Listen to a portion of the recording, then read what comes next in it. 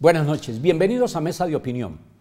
El 10 de diciembre es el Día Internacional de los Derechos Humanos y por esa razón antes le dedicamos 2 programas al mismo tema porque es muy vasto y porque no hay nada que tenga que ver con el ser humano que no tenga que ver con los derechos humanos.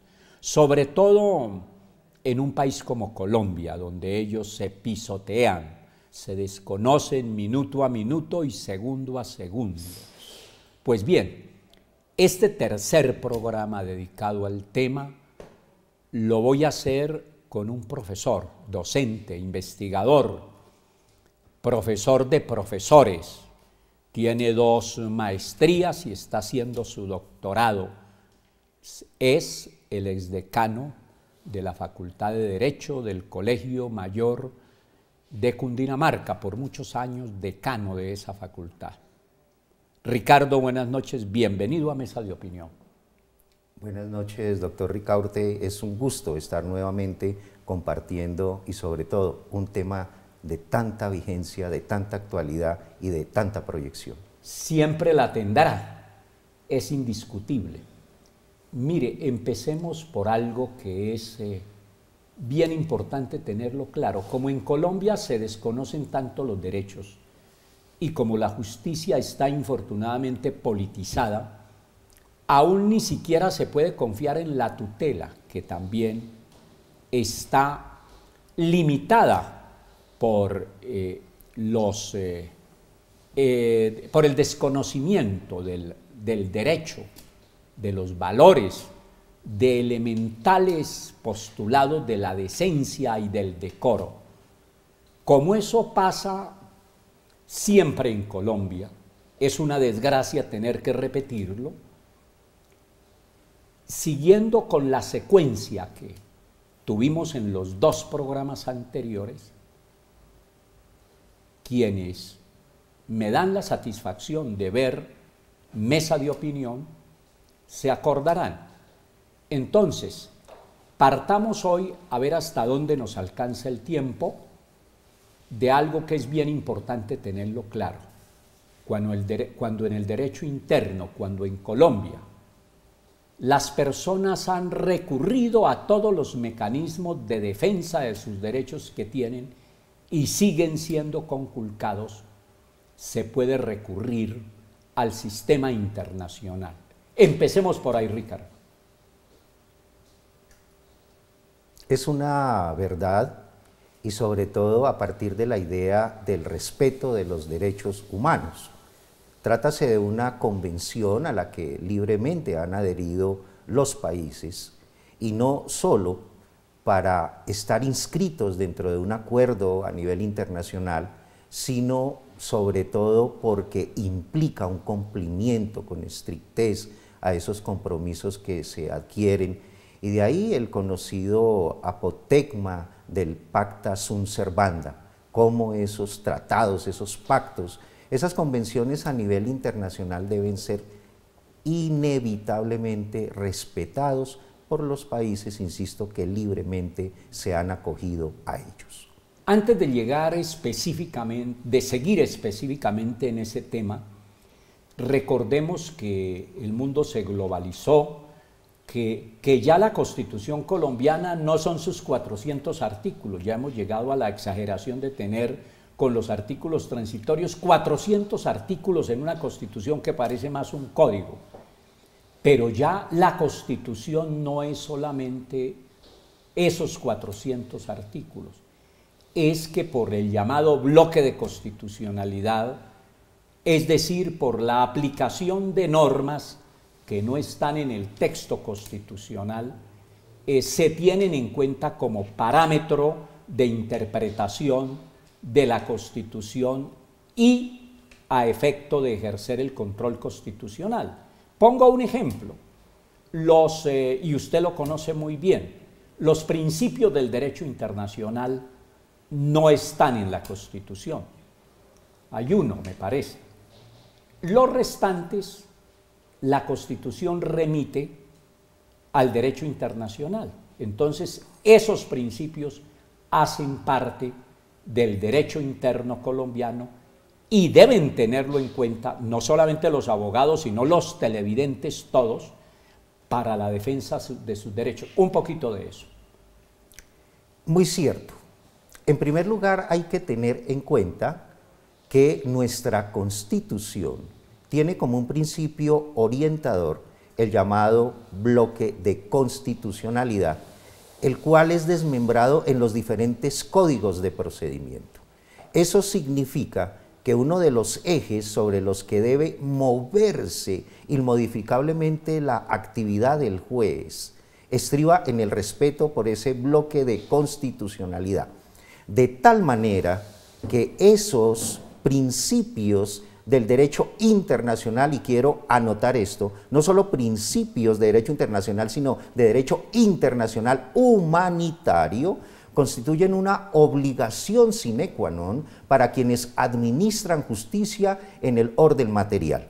De tal manera que hay un doble compromiso por parte de los jueces. El primero, la aceptación, y de allí que los internacionalistas y los conocedores de la materia refieran a ese proceso de adaptabilidad al que se están sometiendo los países. Y nosotros lamentablemente vamos a un paso lento, muy tortuguesco.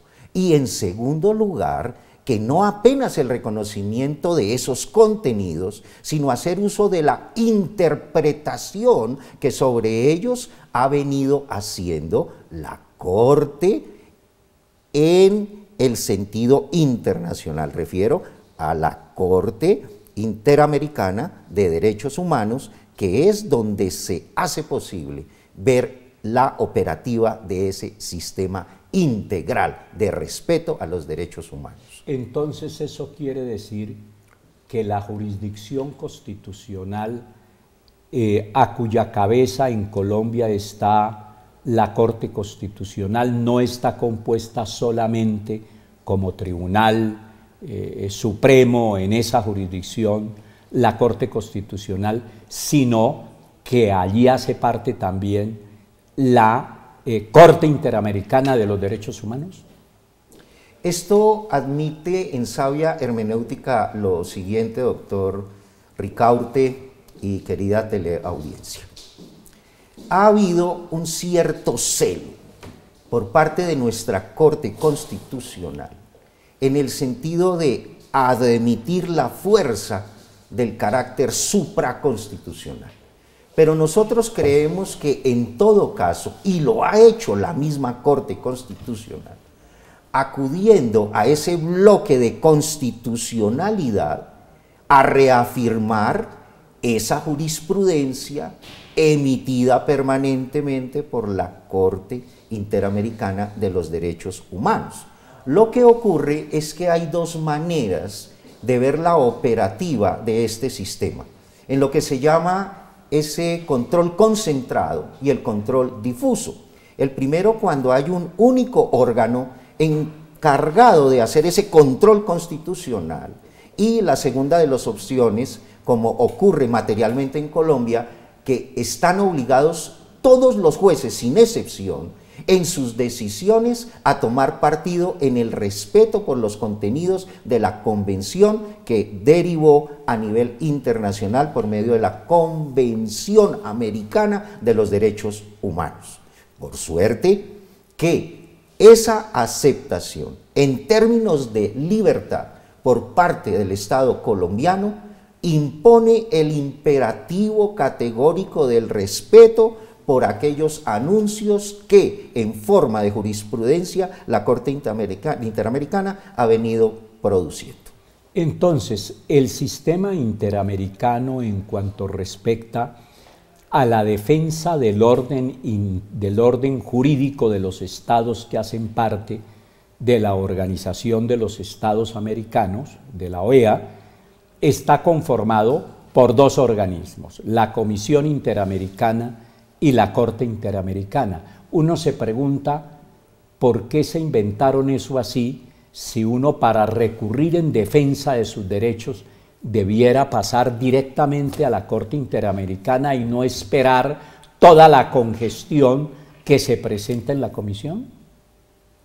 Es una cuestión del orden práctico y resulta inalterable el hecho de que siempre cumpla una instancia, un juez natural que puede ser colegiado, para que de acuerdo con las resultas o las manifestaciones o decisiones tomadas por esta instancia lleguen finalmente a otra, y es lo que ocurre en tratándose de la comisión y la Corte, porque notemos cómo históricamente la comisión primero se encarga de estudiar ese caso y de ser conveniente para el uso y el cumplimiento de las finalidades, hace un requerimiento y un llamado de atención a los estados que no han querido avenirse a esos contenidos, y en caso de permanecer la negación por diferentes factores que ya veo en el rostro y la gesticulación del doctor Ricaurte, que me va a preguntar, pero le solicito muy comedidamente que lo dejemos para su momento, porque por ahora, como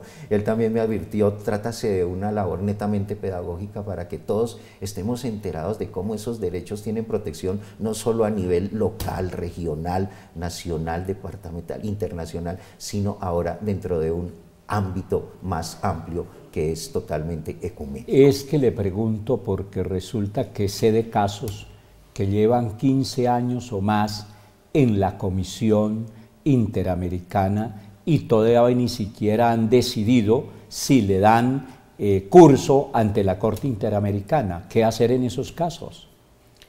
Aquí encuéntrase latente un derecho que también le asiste a las personas en cuya contra se orientan las acciones. Es ese derecho a la defensa, a la contradicción, a la oposición respecto de los argumentos que se vierten para lograr determinados fines, y ese es uno de los factores primordiales por los cuales hay esa tal demora que lamentablemente se convierte en años, doctor Ricaurte, eso es indudable, pero en todo caso pienso que si bien hay que incorporar algunas reformas que logren hacer breves esos lapsos procesales, también es cierto que la garantía, mientras esté tal y como fue concebida, lo importante es que algún día la Corte fallará, como lo ha venido haciendo, y destacando que efectivamente hay violación a esos derechos humanos, por manera que tendrían los estados que, aceptando esto, atender los contenidos de las diferentes decisiones. En el caso de la Comisión y de la Corte, expliquémosle a los televidentes brevemente qué se hace ante la Comisión, y luego hablaremos de la Corte. ¿Cómo se accede a la Comisión Interamericana de Derechos Humanos? Ante la Comisión hay una primera instancia o paso, que es el del relato, ese pormenorizado de los hechos, que deben dar cuenta de cómo efectivamente hubo agotamiento de la totalidad de las disposiciones procedimentales dispuestas a efectos del adelantamiento del respectivo proceso. Una vez que eso se hace, ¿qué hay que plantearle esencialmente a la comisión? Después de la primera pausa. Ya regresamos aquí a Mesa de Opinión.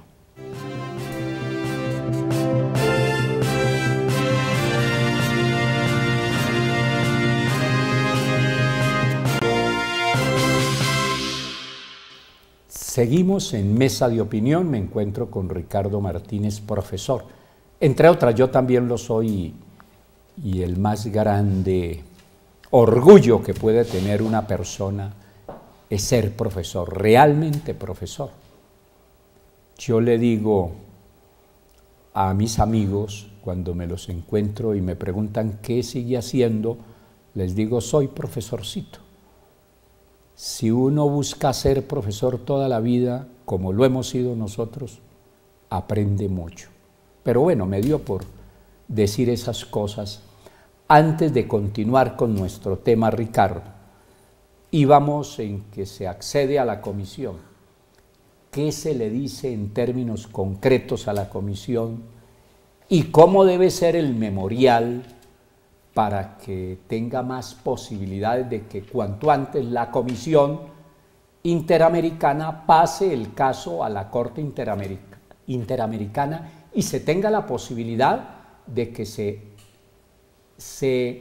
resarzan los perjuicios y se reconozcan los derechos que en este país se le violan de manera tan seguida a la gente? En primer lugar, como lo veníamos indicando, hay que demostrar la existencia de unos hechos que se han venido constituyendo en violatorios a los contenidos de la Convención Americana de Derechos Humanos. Sí, señor. Hay de suyo hechos que por su expresión, por su evidencia, por su misma flagrancia, parecería que no requieren un elemento probatorio adicional, pero es para significar ante la teleaudiencia de cómo respecto de esos hechos los elementos materiales probatorios se sopesan en la misma evidencia. Ahora, tratándose de aquellos otros eventos en lo que es más compleja la situación, por tratarse incluso de contenidos de carácter constitucional, que no son compatibles y que no son del amalgamiento y coherencia con lo pactado en la Convención, también sobre esas situaciones es posible acudir ante el sistema internacional. Ahora bien, pero cuando se refiere al sistema internacional, por ejemplo, querría decir de que fuera de acceder a la Comisión Interamericana, se podría a su vez, no lo creo, pero usted es el que sabe de eso, también acceder a la Comisión Europea de Derechos Humanos, por ejemplo. En una primera instancia sería procedente por la sencilla razón de que los derechos humanos tienen un talante netamente internacional y en eso ha consistido el gran cambio de la superación de los contenidos constitucionales locales y en todos aquellos eventos, insisto, en los que están plasmados mandatos constitucionales que son adversos a la Convención, son demandables. Pensemos en el caso de México.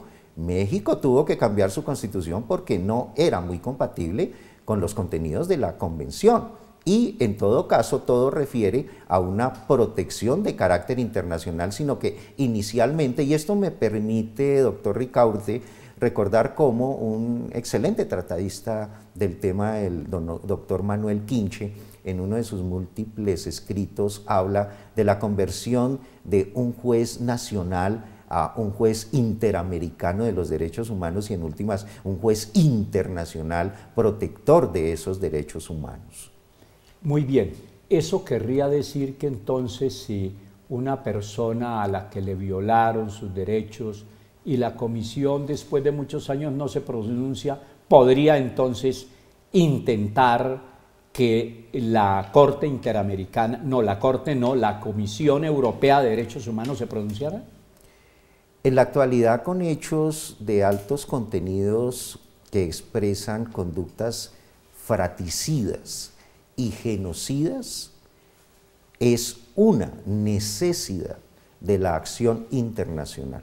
Pues indico nuevamente que el carácter de los derechos humanos no solo es referido a una región, sino que su mismo nombre nos está diciendo que vinculan a toda una raza, que es la raza humana. Y esto encuentras explicado históricamente en los famosos tribunales, en los que resultaron declarados responsables quienes habían cometido esos delitos de lesa humanidad, tema por lo demás también discutido actualmente desde todas las esferas, porque lo que no puede esconder la historia es esa clase de acciones, y como me lo ha escuchado en diferentes oportunidades el doctor Ricaurte, el primer acto genocida lamentablemente recayó en América ese 12 de octubre de 1492, solo que el tribunal se llevó a territorio de los mismos conquistadores,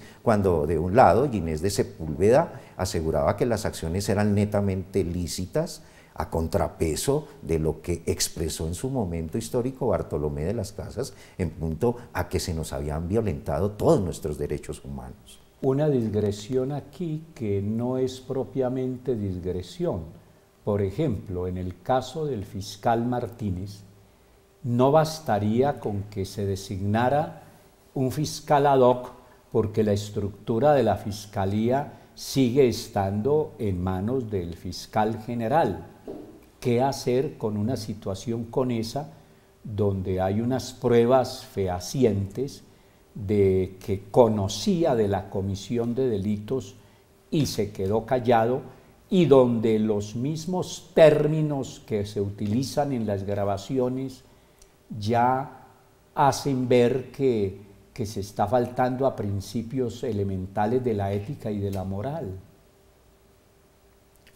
Aquí hay un alto contenido de lo deontológico y lo axiológico, y estoy totalmente de acuerdo con la manera como es planteado este tema. En primer lugar, porque la figura institucional de la Fiscalía surge como una necesidad anterior a la misma implementación del sistema penal acusatorio en Colombia. Y lo hizo el constituyente primario con base en la redacción del artículo 230, el cual faculta al fiscal general de la Nación a investigar, pero también otra serie de funciones que devienen por una competencia que le da carácter estructural a la investigación propiamente dicha en Colombia. Ahora, lo que he venido pensando sobre este asunto es que no ha habido en Colombia el establecimiento de unos criterios que por su solidez garanticen la mejor manera de llevar adelante estos procesos, algunos llamados de selección, otros de convocatoria. Muy bien, pero se me fue por unos aspectos muy generales. ¿Qué piensa en concreto de ese aspecto? ¿Debe separarse el fiscal de su cargo para que realmente haya investigación o no? De un lado, advierto que no es una solución total al asunto el nombramiento de un fiscal ad hoc, porque sería de cierta manera darle carácter bicefálico a una institución que debe mostrarse como un sistema unitario. Más bien, debería consultarse dentro de ese proceso de elección quién es el que nombra al fiscal y cómo, de acuerdo al cumplimiento o no de sus tareas, sea ese mismo colectivo nominador el que tome las decisiones de fondo. Es decir, la Corte Suprema, pero no las va a tomar. Es más, ya mismo a la vacancia judicial, el caso se enfriará y el año pasado no pasará nada.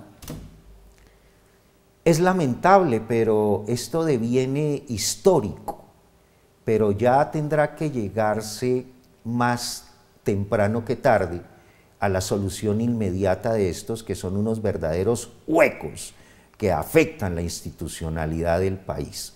Pero repito, doctor Ricaurte, me parece que ya es hora de que establezcamos unos criterios que sean obedientes a los contenidos constitucionales en el nombramiento de estas altísimas dignidades. Retomemos nuestro tema central. Si la Comisión Interamericana de Derechos Humanos accede a pasar el caso, el que se presente ante ella, a la Corte Interamericana de Derechos Humanos, ¿qué pasa de ahí en adelante? Ahí, de un lado, se puede observar el verdadero talante de los países, de los estados suscriptores, en cuanto a que deben atenerse a estas decisiones, porque una vez demostrada la conculcación a esos postulados de la Convención, tendrían que acceder al contenido de la decisión. Porque también uno de los hechos que ha venido mostrando la apatía por ese llamado control de convencionalidad estriba en eso, que la Constitución no puede ser superada bajo ningún punto de vista, pero entonces nótese que hay una contradicción, porque si libremente los países acceden a esa convención es porque han medido las consecuencias. Y una de las consecuencias es tener que amparar esas decisiones que son tomadas por la Corte Interamericana. El control de convencionalidad de que habla Ricardo Martínez es el que ejerce en este caso la Corte Interamericana de Derechos Humanos, que también realiza un control jurisdiccional en el evento en que en el orden interno no se haya reconocido la violación de los derechos. Bien, ese sistema creado en la OEA, de la Comisión Interamericana y de la Corte Interamericana, ¿ha funcionado bien? Yo entiendo que tiene sus deficiencias, no por deficiencias de conocimiento de sus magistrados, sino incluso de recursos que no le otorgan los estados al sistema para que funcione más ágilmente. Sí, hay una multiplicidad de factores y muy seguramente aquellos que se deciden políticamente y que se dan a conocer con esta clase de acciones, porque para ningún país es satisfactorio que permanentemente se le esté indicando por medio de decisiones de este talante que han sido promotores de la violencia sobre los derechos humanos.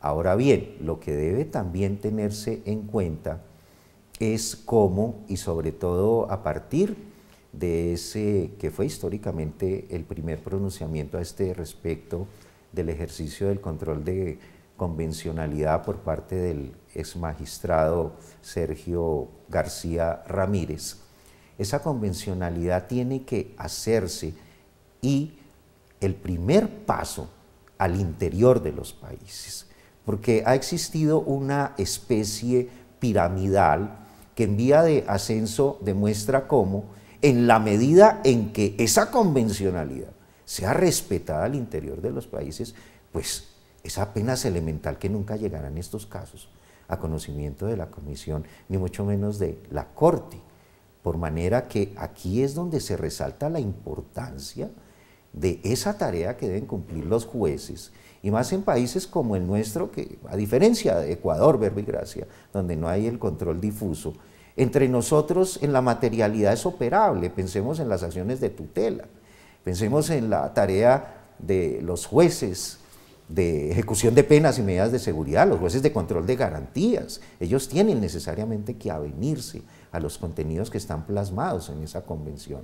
Caso contrario, estarían facultando y auspiciando la violación de derechos fundamentales en las personas que acuden a los diferentes trámites judiciales. Por estos días ha estado muy sobre el tapete el caso de Gustavo Petro, porque me parece que inexplicablemente, si exagero me corrige, un magistrado del Tribunal de Cundinamarca decidió por toda la sala que se concedía la medida cautelar de Petro por las 3 demandas que tiene a raíz de sus actuaciones cuando fue alcalde de Bogotá. Eso fue tumbado, pero por razones de forma, por el Consejo de Estado. ¿Su opinión en ese sentido? De un lado hay que tener en cuenta que ha sido esta Comisión Tercera del Consejo de Estado, en asocio de la Corte Constitucional y de los jueces de tutela, los que le han dado viabilidad a la aplicación efectiva de este control de convencionalidad. Y en lo que debemos parar mientes es en el hecho de cómo, muy a pesar de que una decisión pueda ser afortunada, ella no puede sobresaltar ni desconocer los ritos, las formas que de suyo también forman parte del debido proceso. El artículo 29 de nuestra Carta es encomiable en la señalización de esos diferentes postulados dentro del que se encuentra el respeto por las formas procesales. E insisto, por más acierto que pueda tener un magistrado, un juez, un administrador de justicia, si deviene aplicable dentro del rito que está marcado por unos elementos como el de la presencia de todos quienes constituyen el colegiado, pues habría una transgresión y por ende el resultado de la decisión no podría verse de efectividad, sino del mismo atropello proveniente de una falta de anuencia en el ejercicio de una tarea. El caso explícito que acaba de recordarnos el doctor Ricaurte da a conocer ese hecho. Un juez unilateralmente no puede desconocer la esencia de la participación colectiva de quienes con él deben asumir esta clase de decisiones. ¿El caso de Gustavo Petro es más político que jurídico o más jurídico que político? Después de otra pausa.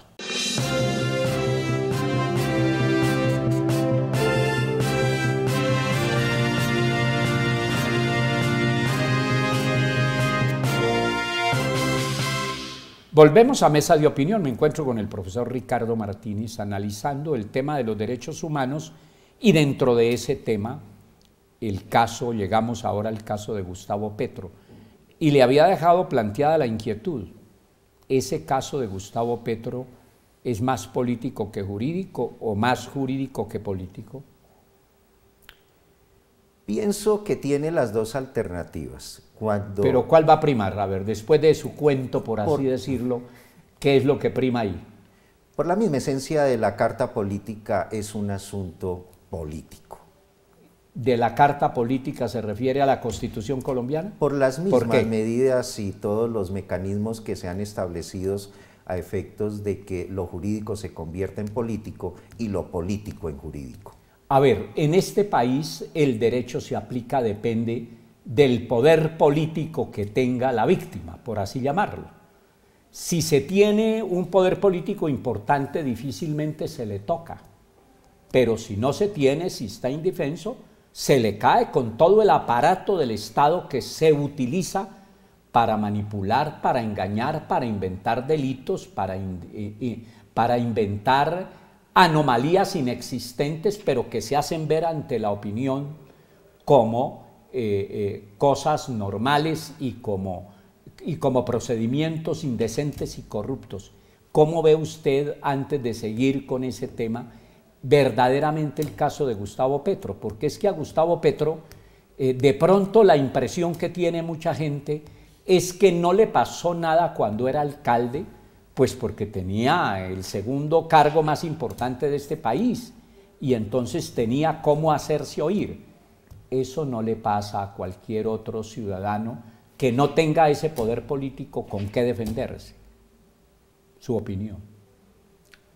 En la historia hay momentos y esta no puede ser la excepción. Hubo un momento en el que en un ejercicio material del poder se instrumentalizaron todos los mecanismos que estaban al alcance para hacer la mejor defensa. Nadie puede dudar que en su momento el exalcalde Petro tuvo un séquito de defensores, los mejores abogados en todos los órdenes y los ámbitos en el derecho interno, mas ahora como exalcalde recibe las consecuencias de hechos como al que nos referimos anteriormente, los cuales devienen también como parte de la historia, pero hablo es de los momentos, el momento en el que prosperaron sus pretensiones, ahora el momento en el que hay cuestiones adversas, pero en todo caso en los países como el nuestro, de esas culturas de mixtura, sí es muy posible pensar en ese presupuesto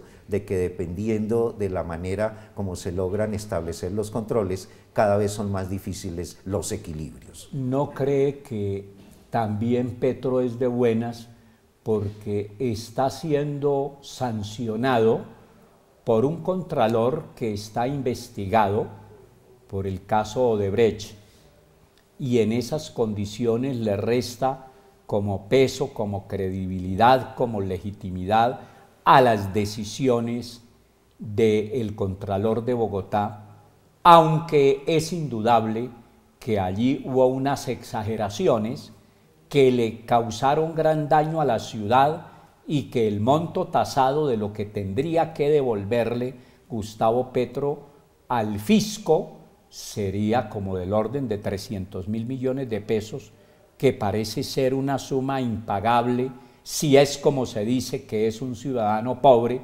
que de pronto muchos no le creen porque usa los atuendos más sofisticados que puede tener una persona y no un luchador popular, como sería el caso de Gustavo Petro?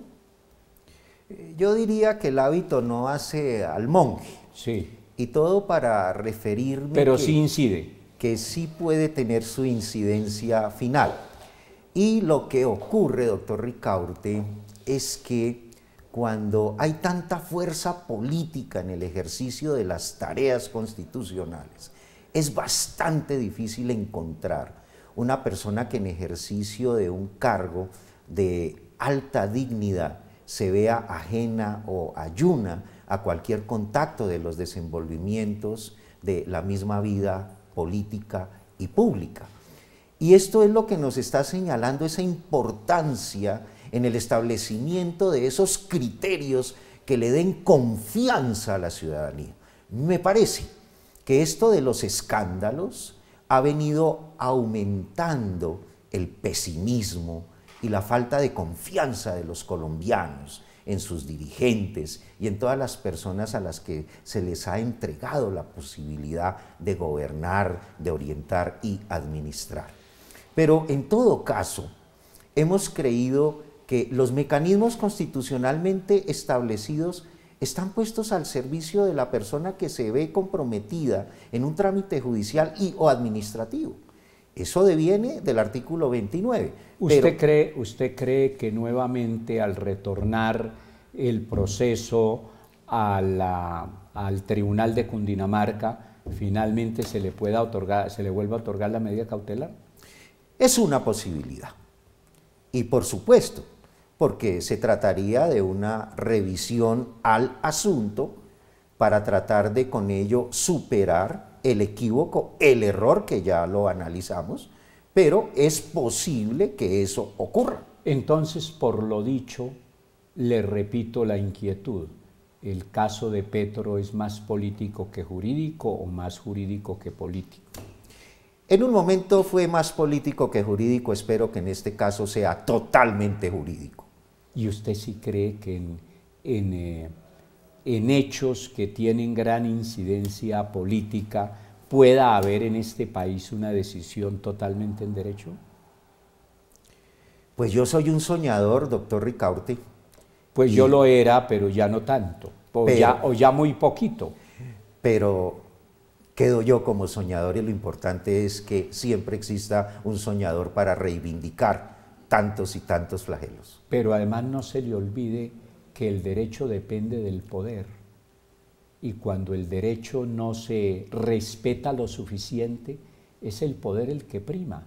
Por eso aquí un hecho de corrupción, como por ejemplo fue la inscripción del profesor Antanas Mockus, el que tiene más prestigio de ser un hombre protector de la ética y de la moral, se inscribió estando inhabilitado porque siendo director de corpovisionarios contrató con el Estado y no pasó nada.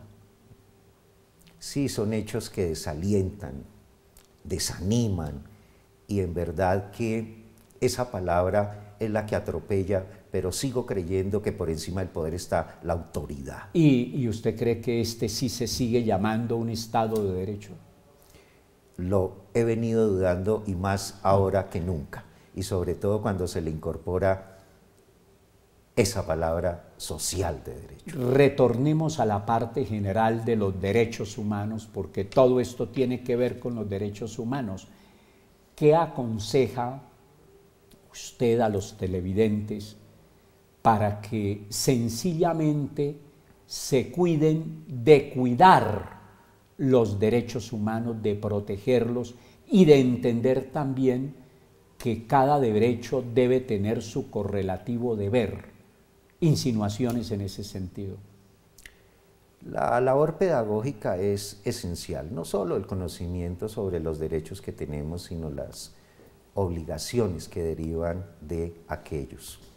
De otro lado, el sabernos apremiados por la idea que hay una Constitución que sigue siendo garante, respetuosa de los derechos humanos, el tema central que nos convocó hoy, también la posibilidad de acudir a los organismos internacionales, pero en todo caso que sepamos que debe existir una reciprocidad.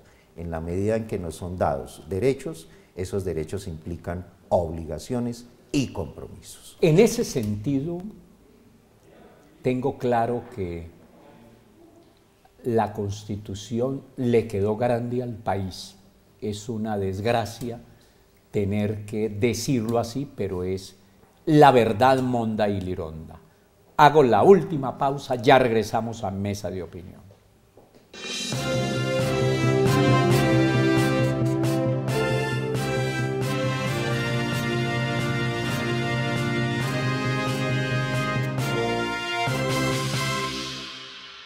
Mesa de Opinión a su última parte. Me encuentro con un profesor. Hemos analizado un tanto otros aspectos de los derechos humanos, pero Ricardo ha sido un escritor. ¿Qué tiene pendiente? ¿De qué se ocupa ahora fuera de la clase en materia de escritura? Hay muchos compromisos que están aún vigentes. ¿Cómo cuáles? En este momento termino un artículo que lleva por título Camino, Verdad y Vida, el nuevo Yo Soy de la Justicia Internacional, ponencia que espero llevar el próximo año al Congreso Internacional de Derecho Procesal Constitucional a celebrarse en la ciudad de Villavicencio. Como todos los televidentes no son expertos en estos temas de la investigación, ¿qué significa un artículo frente a un libro y frente a las otras publicaciones? El artículo, como su nombre lo indica, es de una extensión que respecto de un libro, sin ser mínima, es más corta. Se trata de un tema central. Hay revistas que por ser de carácter indexado hacen una exigencia en la calidad de esos artículos, como que pueden ser el producto de investigaciones serias, la oportunidad para hacer planteamientos novísimos sobre el tema que se plantea. En un ensayo ya hay una expresión de mayor liberalidad por parte del escribano, lo que no en un artículo que sin perjuicio de la libertad del autor, pero hay aferramiento a muchos de los criterios de doctrina, jurisprudencia, entonces, etc. En orden de importancia, si así se puede llamar, o de extensión, porque la profundidad se supone que es la misma, ¿es artículo, ensayo, libro? Sería, pero la importancia por la cierta erudición que debe tener el autor se asemeja y son homogéneos. Porque en este momento hablé del artículo que estoy terminando, pero también estoy en la parte final de mi libro sobre casación, que lleva por título Panorámica de la casación, la estructura del recurso, donde hacemos todo un recuento histórico. Y sobre todo, a propósito de este tema, me llama poderosamente la atención lo siguiente, doctor Ricaurte, que tuve el honor y la gracia en mi vida de ser educado con y por los mejores. Y mis profesores de casación penal en el externado fueron los doctores Aldana Rosso y Calderón Botero. Y los principios que ellos nos enseñaban sobre la casación son los mismos que hasta ahora sigue predicando nuestra jurisprudencia. Pero mire, y la doctrina. Usted habla de eso en esos términos y la generalidad de la gente no le entiende. Explíquele lo de la casación, por ejemplo. La casación es un recurso extraordinario mediante el cual se hace un control legal y constitucional a la sentencia. Sí. Y cuando hablamos de estos principios, que llama poderosamente la atención cómo en la década del 80 esos principios eran los mismos que ahora, cuando paradójicamente la ley 906 de 2004 habla del control constitucional, entonces deberíamos tener una amplitud en esos principios, que tiene que ver todo con principios, que es nuestro tema, esa que llaman los autores la principalística, el fundamento y el eje sobre el que se mueven esos derechos que deben ser respetados sin límites. ¿Qué tantos derechos le han violado a Ricardo Martínez? Pues hombre, yo creo que más bien quienes han intentado violarme los han perdido el tiempo, porque yo estoy por encima de la violación de los mismos derechos. ¿Por qué dice eso? Porque cuando hay formación, educación, convicción, se puede ejercer, en el caso nuestro, una profesión sin hacer miramientos de aquello que fuera de un enojo puede convertirse en un fastidio. Entonces podría ser que le han violado de manera chiquita los derechos. No, más bien chiquitos quienes han intentado violármelos. Buena respuesta. Le agradezco mucho por haber venido a Mesa de Opinión.